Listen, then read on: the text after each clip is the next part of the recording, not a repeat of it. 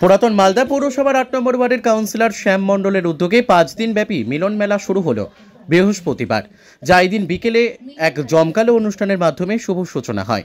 আনুষ্ঠানিক সূচনা করেন ইংরেজবাজার পৌরসভার চেয়ারম্যান কৃষ্ণেন্দু চৌধুরী, পুরাতন মালদা পৌরসভার চেয়ারম্যান কার্তিক ঘোষ। এছাড়াও উদ্বোধনী অনুষ্ঠানে হাজির ছিলেন ১২ নম্বর ওয়ার্ডের কাউন্সিলর বিভূতিভূষণ ঘোষ, ৮ নম্বর ওয়ার্ডের কাউন্সিলর শ্যাম মণ্ডল, সমাজসেবী নবরঞ্জন সিনহা, বিশ্বজিৎ মণ্ডল সহ অন্যান্যরা।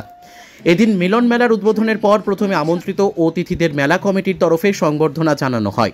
এরপর মঞ্চে পরিবেশিত হয় নাচ, গান সহ নানান অনুষ্ঠান, যাকে কেন্দ্র করে আনন্দ মুখরিত হয়ে ওঠে পুরাতন মালদা পৌরসভার ৮ নম্বর ওয়ার্ডের বাচামারি গভর্নমেন্ট কলোনির ময়দানে।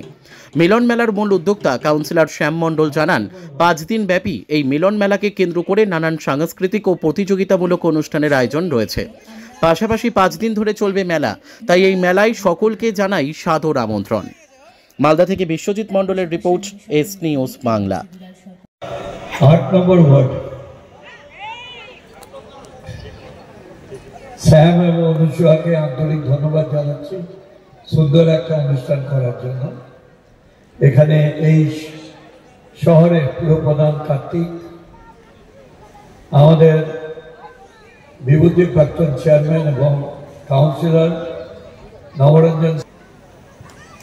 মিলন হচ্ছে এক ধর্মের সঙ্গে এক ধর্মের প্রীতি, এটা মিলন। এক ঋতুর সঙ্গে আরেক ঋতুর মিলন।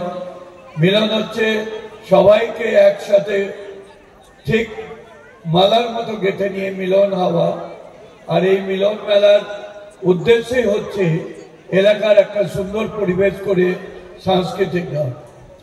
আমি ওয়ার্ডটা দেখলাম ৮ নম্বর ওয়ার্ড।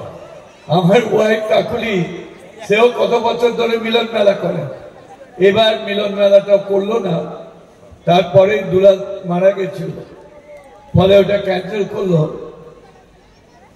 তো মানুষকে না সবসময় আনন্দমুখর হতে হয়।